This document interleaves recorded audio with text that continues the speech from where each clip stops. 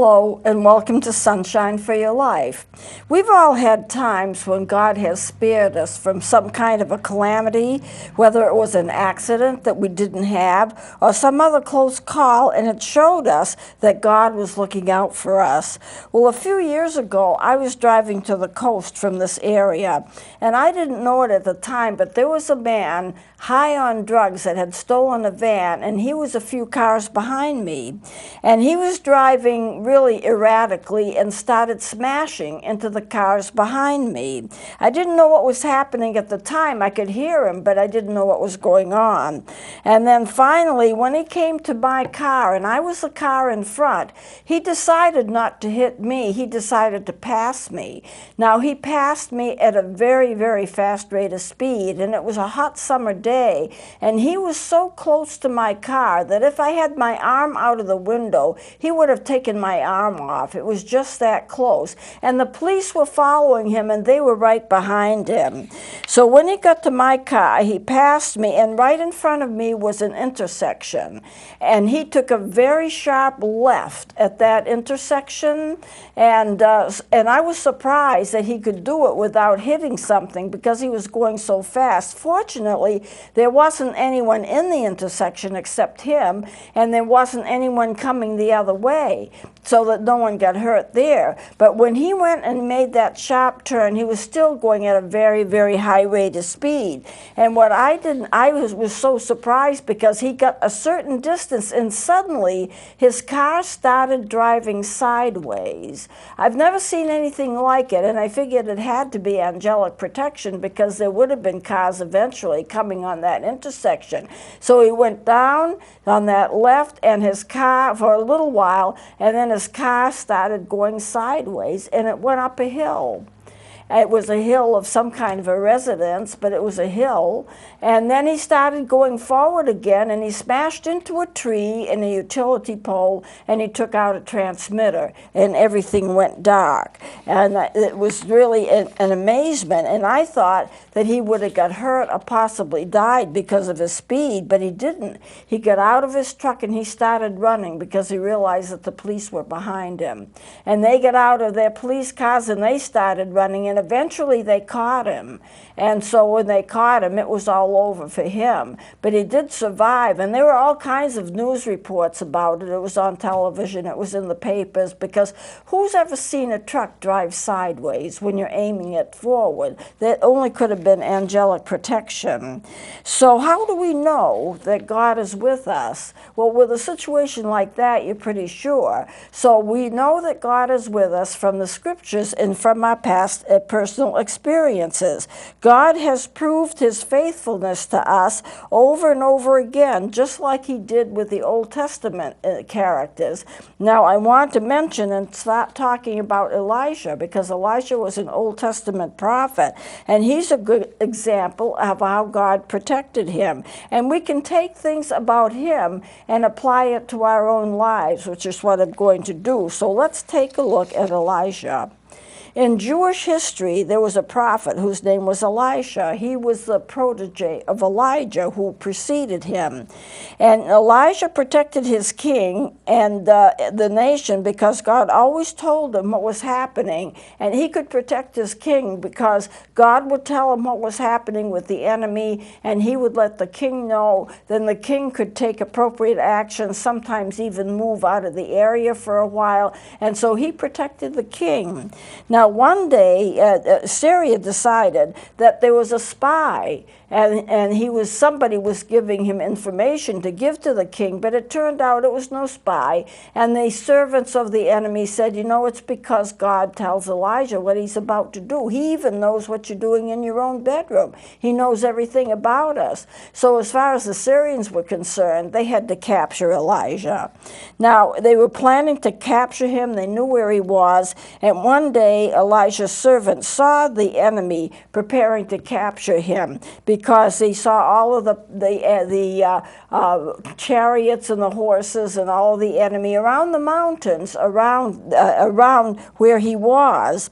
And he said to Elijah, he asked Elijah, what are we going to do? What shall we do? I see the enemy everywhere. And Elijah told him not to be afraid. And he asked God to reveal the protection that he had. And so God revealed to the servant all of the protection that Elijah had, all of the chariots of fire, all of God's protection and angelic protection over them.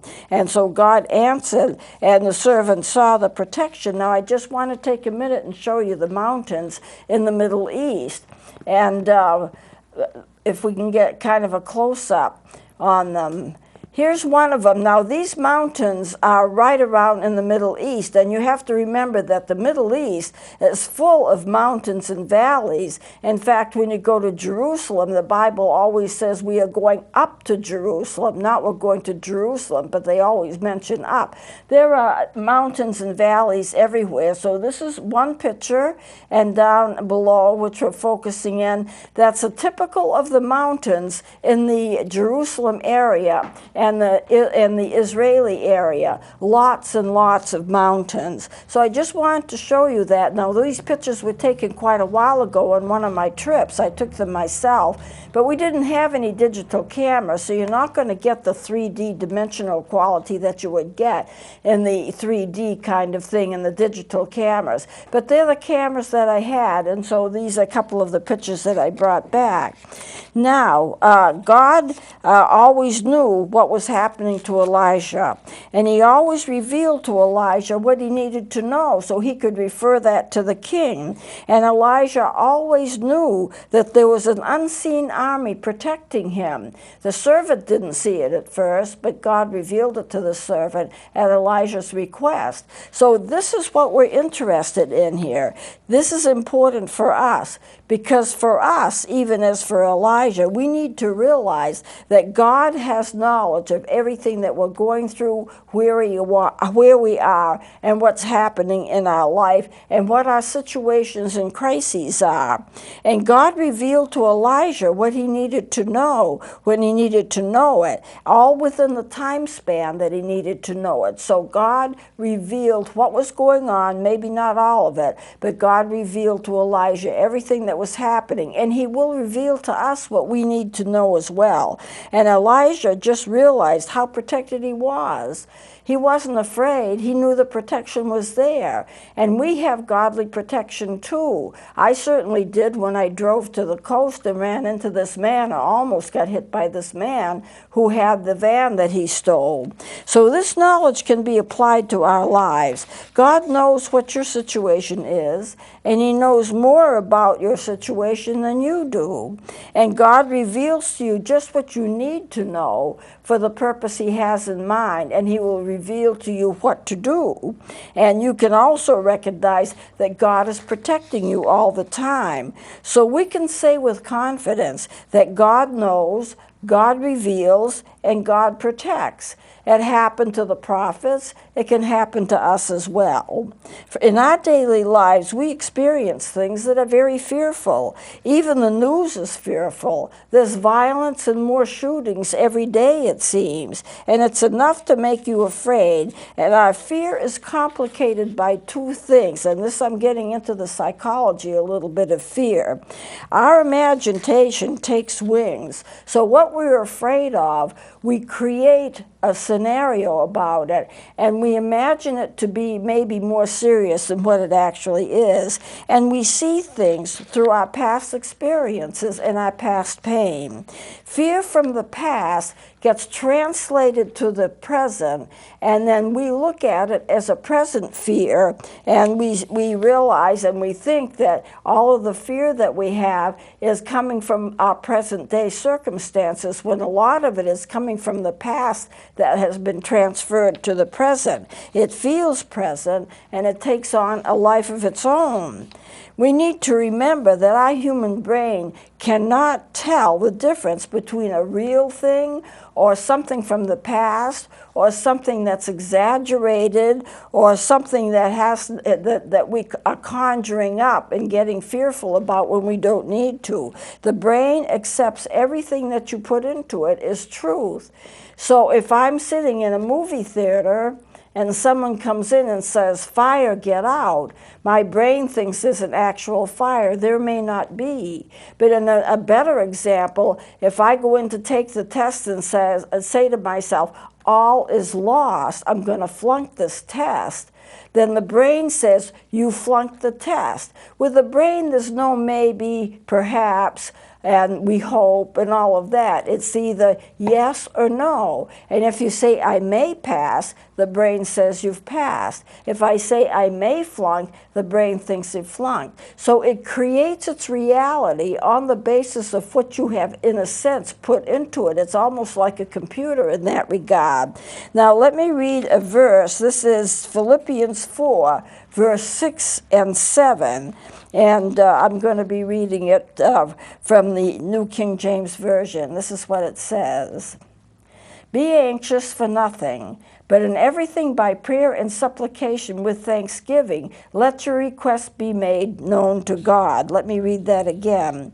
Be anxious for nothing, but in everything and by prayer and supplication with thanksgiving, let your requests be made known to God.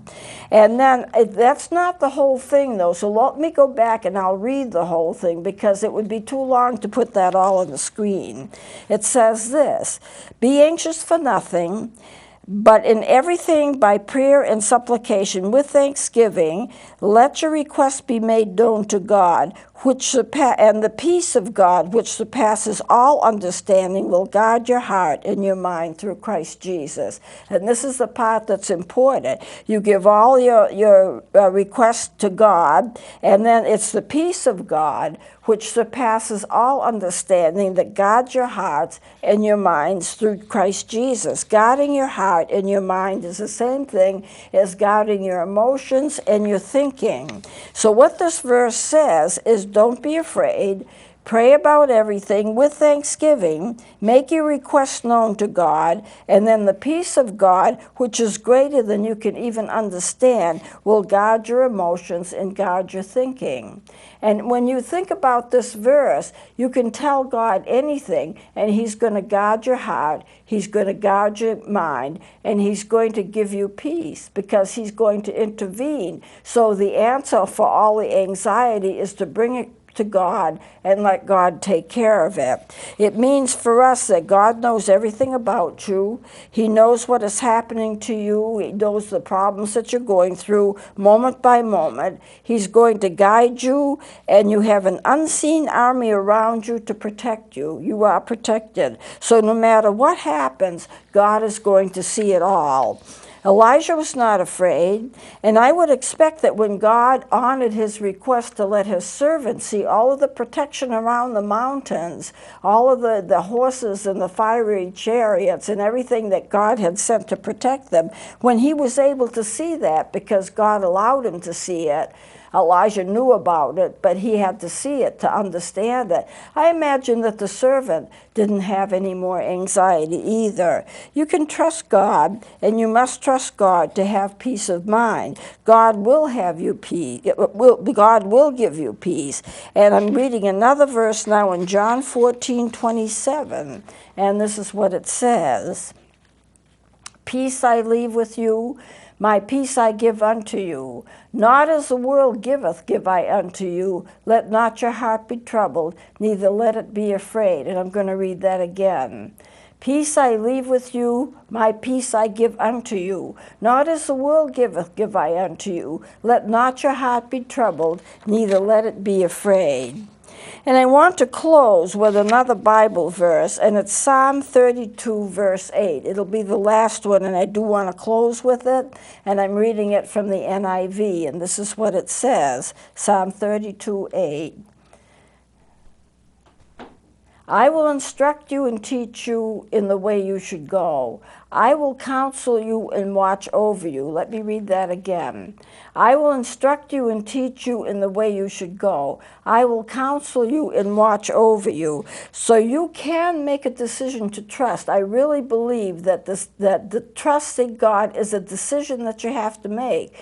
If you decide to trust Him, then you're going to understand His character. You're going to understand that He knows everything about you. He knows everything that you're going through. He's made preparation preparations to take care of it for you. You have to make the decision to trust that and let him intervene and let him do for you what he wants to do. And you need to follow his instructions. It may mean to get medical treatment. It may mean to go to school. It may mean to take another job or to travel or something. And I don't know what your personal situations are, but whatever they are, God is going to intervene and take care of it for you. You need to trust him and lean on him and allow him to do so. So we'll close it here, and I'll be doing something next time. Please join me then.